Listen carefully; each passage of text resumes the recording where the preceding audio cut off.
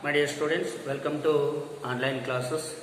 In the last class, we have discussed about the explanation of the theory of Escher-Hoylein theory of international trade.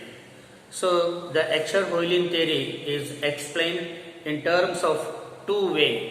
So, the first way is factor abundance in terms of factor prices, and second way is the factor abundance in a physical terms. So the first way or first methods of the Escher-Hoylein theory is already discussed in the last classes. So today classes we have discussed the another one methods of the Escher-Hoylein theory, factor abundance in a physical terms. ಆತ್ಮೀಯ ವಿದ್ಯಾರ್ಥಿಗಳೇ, so ಎಕ್ಸರ್-ಹೋಯ್ಲಿನ್ ರವರ ಅಂತಾರಾಷ್ಟ್ರೀಯ ವ್ಯಾಪಾರ ಸಿದ್ಧಾಂತವನ್ನ ಎರಡು ಮಾರ್ಗಗಳಲ್ಲಿ ನಾವು ಅಧ್ಯಯನ ಮಾಡ್ತಾ ಇರ್ತಕ್ಕಂಥದ್ದು. ಒಂದು, ಈ ಸಂಪನ್ಮೂಲಗಳ ಸಮೃದ್ಧಿಯ ಬೆಲೆಯ ಆಧಾರದ ಮೇಲೆ ನಾವು ಅಧ್ಯಯನ ಮಾಡ್ತಕ್ಕಂಥದ್ದು. ಇನ್ನೊಂದು, ಸಂಪನ್ಮೂಲಗಳ ಸಮೃದ್ಧಿಯ ಭೌತಿಕ ಪ್ರಮಾಣದ ಆಧಾರದ ಮೇಲೆ ಅಧ್ಯಯನ ಮಾಡ್ತಾ ಇರ್ತಕ್ಕಂಥದ್ದು. ಸೊ ಇಂದಿನ ತರಗತಿಯಲ್ಲಿ ನಾವು ಇಲ್ಲಿ ಸಂಪನ್ಮೂಲಗಳ ಸಮೃದ್ಧಿ ಮತ್ತು ಆ ಸಂಪನ್ಮೂಲಗಳ ಬೆಲೆಯ ಆಧಾರದ ಮೇಲೆ ಯಾವ ರೀತಿ ಅಂತಾರಾಷ್ಟ್ರೀಯ ವ್ಯಾಪಾರ ನಿರ್ಧಾರವಾಗುತ್ತೆ ಅನ್ನೋದನ್ನ ಈ ಹಿಂದೆ ಗಮನಿಸಿರ್ತಕ್ಕಂಥದ್ದು. ಸೊ ಇವತ್ತಿನ ಒಂದು ತರಗತಿಯಲ್ಲಿ ಎಕ್ಸರ್-ಹೋಯ್ಲಿನ್ ರವರ ಸಿದ್ಧಾಂತದ ಎರಡನೆಯ ಮಾರ್ಗ, ಎರಡನೆಯ ವಿಧಾನ factor abundance in a physical terms. So ಇಲ್ಲಿ ಭೌತಿಕ ಸಂಪನ್ಮೂಲಗಳ ಸಮೃದ್ಧಿಯ ಆಧಾರದ ಮೇಲೆ ಎಕ್ಸರ್-ಹೋಯ್ಲಿನ್ ರವರ ಸಿದ್ಧಾಂತವನ್ನ ವಿಶ್ಲೇಷಣೆ ಮಾಡ್ತಾ ಇರ್ತಕ್ಕಂಥದ್ದು. So the another way to explain the Escher-Hoylein theory is in a physical terms of factor abundance. So ಇನ್ನೊಂದು ರೀತಿಯಲ್ಲಿ ಎಕ್ಸರ್-ಹೋಯ್ಲಿನ್ ರವರ ಸಿದ್ಧಾಂತವನ್ನ ನಾವು ಭೌತಿಕ ಸಂಪನ್ಮೂಲಗಳ ಸಮೃದ್ಧಿಯ ಆಧಾರದ ಮೇಲೆ ವಿಶ್ಲೇಷಣೆ ಮಾಡ್ತಾ ಇರ್ತಕ್ಕಂಥದ್ದು. If A country A is a relatively capital abundant and country B is A relatively labour abundant. ಇಲ್ಲಿ ಎ ಮತ್ತು ಬಿ ದೇಶಗಳನ್ನು ನಾವು ಗಮನಿಸ್ತಾ ಇದ್ದೀವಿ. ಎ ದೇಶದಲ್ಲಿ ಬಂಡವಾಳ ಅತ್ಯಧಿಕವಾಗಿ ಲಭ್ಯವಿದ್ರೆ ಬಿ ದೇಶದಲ್ಲಿ ಶ್ರಮ ಎಂಬ ಸಂಪನ್ಮೂಲ, ಶ್ರಮ ಎಂಬ ಉತ್ಪಾದನಾಂಗ ಅತ್ಯಧಿಕವಾಗಿರ್ತಕ್ಕಂಥದ್ದು. Then measured in physical amounts. So then measured in a physical amounts, C A bar L A greater than C B bar L B. So way CA and LA, CA and LA are the total amount of the capital and labor respectively in a country A, and CB bar LB, CB and LB are the total amount of a capital and labor respectively country B. ಇಲ್ಲಿ ಬಂಡವಾಳ ಮತ್ತು ಶ್ರಮ ಎರಡೂ ದೇಶಗಳಲ್ಲಿ ಯಾವ ಪ್ರಮಾಣದಲ್ಲಿ ಲಭ್ಯವಿದೆ ಅನ್ನೋದನ್ನ ಈ ಒಂದು ಸೂತ್ರದಲ್ಲಿ ನಾವು ಗಮನಿಸ್ತಕ್ಕಂಥದ್ದು. C A bar L A ಇದು ಎ ದೇಶದಲ್ಲಿ ಲಭ್ಯವಿರ್ತಕ್ಕಂತಹ ಬಂಡವಾಳ ಮತ್ತು ಶ್ರಮದ ಸಂಪನ್ಮೂಲದ ಪ್ರಮಾಣವನ್ನ ಸೂಚಿಸ್ತಕ್ಕಂಥದ್ದು. ಹಾಗೆ C B bar L B, C B ಮತ್ತು ಎಲ್ ಬಿ ಇದು ಬಿ ದೇಶದಲ್ಲಿ ಲಭ್ಯವಿರ್ತಕ್ಕಂತಹ ಬಂಡವಾಳ ಮತ್ತು ಶ್ರಮದ ಭೌತಿಕ ಪ್ರಮಾಣವನ್ನ ಸೂಚಿಸ್ತಕ್ಕಂಥದ್ದನ್ನ ನಾವಿಲ್ಲಿ ಗಮನಿಸ್ತಾ ಇದ್ದೀವಿ. So in this method there will be analysis on the basis of the figure. So Heckscher Ohlin ರವರು ತಮ್ಮ ಈ ಭೌತಿಕ ಸಂಪನ್ಮೂಲಗಳ ಸಮೃದ್ಧಿಯ ಆಧಾರದ ಮೇಲೆ ತಮ್ಮ ಅಂತಾರಾಷ್ಟ್ರೀಯ ವ್ಯಾಪಾರ ಸಿದ್ಧಾಂತವನ್ನ ಈ ಒಂದು ರೇಖಾಚಿತ್ರದ ಮೂಲಕ ವಿಶ್ಲೇಷಣೆ ಮಾಡಿರ್ತಕ್ಕಂಥದ್ದು. So this is the explained in the following figures. So in these figures, where the production possibility curve of a country A is a AA1 and that of a country B is a BB1. ಈ ಒಂದು ರೇಖಾಚಿತ್ರದಲ್ಲಿ AA1 ಇದು A ದೇಶದ ಉತ್ಪಾದನಾ ಸಾಧ್ಯತಾ ರೇಖೆಯಾಗಿರ್ತಕ್ಕಂಥದ್ದು. ಹಾಗೆಯೇ BB1 ಇದು B ದೇಶದ ಉತ್ಪಾದನಾ ಸಾಧ್ಯತಾ ರೇಖೆಯಾಗಿರ್ತಕ್ಕಂಥದ್ದು. So production possibility curve both the countries, A country AA1 is a production possibility curve in a country A, BB1 is the production possibility curve in a country B. So in this slope of these two curves shows that the commodity Y is capital intensive goods and commodity X is a labor intensive good. ಇಲ್ಲಿ Y ಇದು capital intensive good ಅಂತ ನಾವು ತಿಳ್ಕೊಳ್ತಕ್ಕಂಥದ್ದು.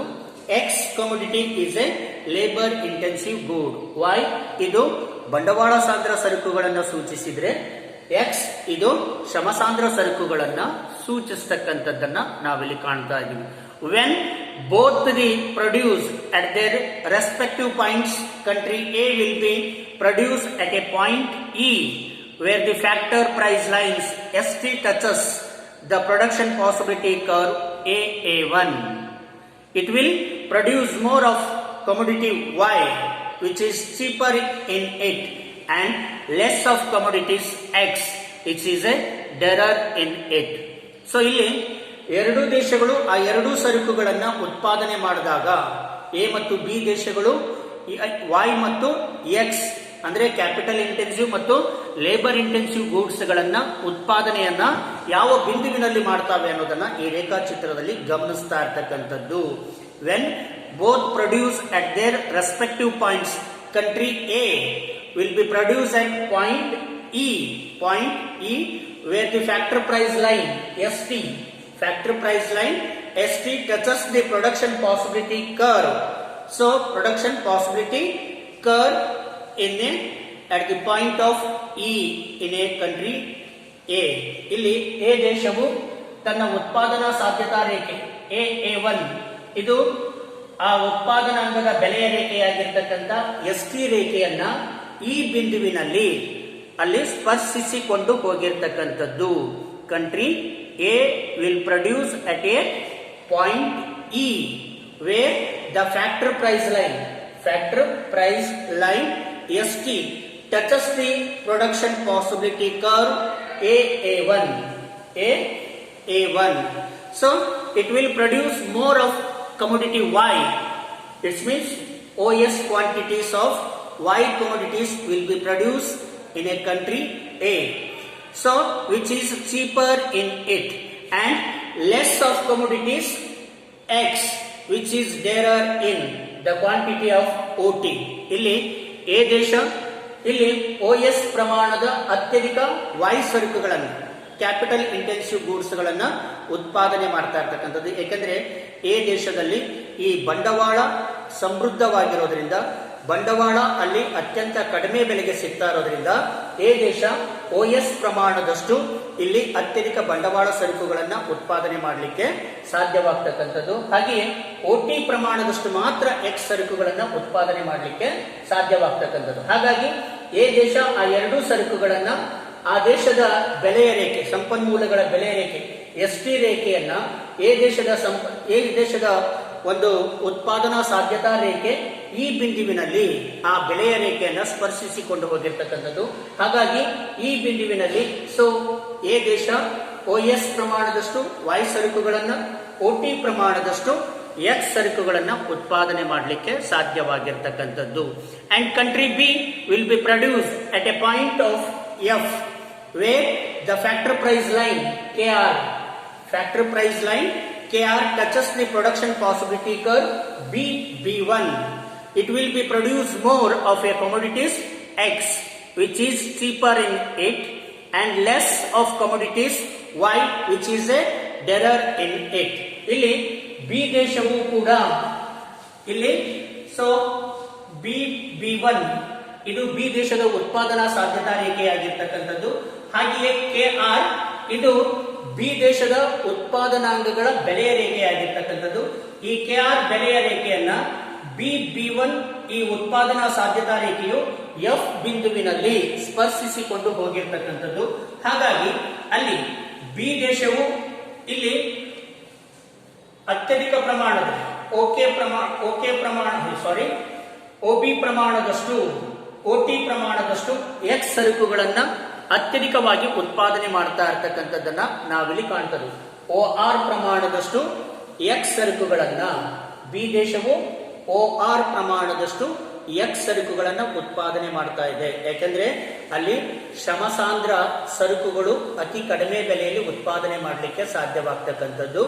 Labour is a very cheaper in a country B, because B country will be produce X commodities. This means labor intensive commodities will be produced in a cheaper cost.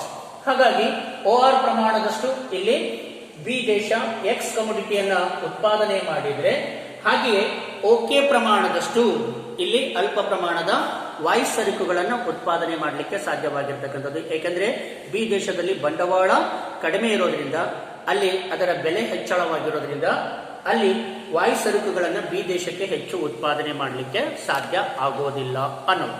So the differences between both factor price lines TR and a x-axis indicate that OR commodities X is a produced more in country B relatively to OT quantity of a X in country A.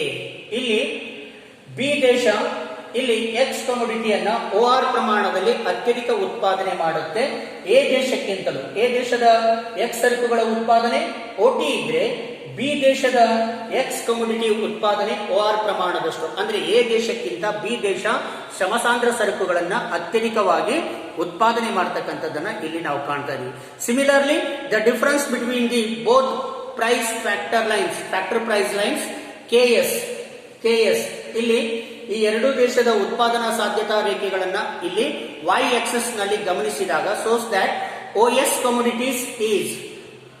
commodities is produced more in a country A relatively to OK quantity of a Y in country B. ಇಲ್ಲಿ A ದೇಶ ಇಲ್ಲಿ B ದೇಶಕ್ಕಿಂತ Y ಸರಕುಗಳನ್ನ ಅತ್ಯಧಿಕವಾಗಿ ಉತ್ಪಾದನೆ ಮಾಡುತ್ತೆ. ಎಷ್ಟು? OS ಪ್ರಮಾಣದಷ್ಟು. ಆದ್ರೆ B ದೇಶ ಓಕೆ ಪ್ರಮಾಣದಷ್ಟು ಮಾತ್ರ Y ಸರಕುಗಳನ್ನ ಉತ್ಪಾದನೆ ಮಾಡಲಿಕ್ಕೆ ಸಾಧ್ಯವಾಗ್ತಕ್ಕಂಥದ್ದು.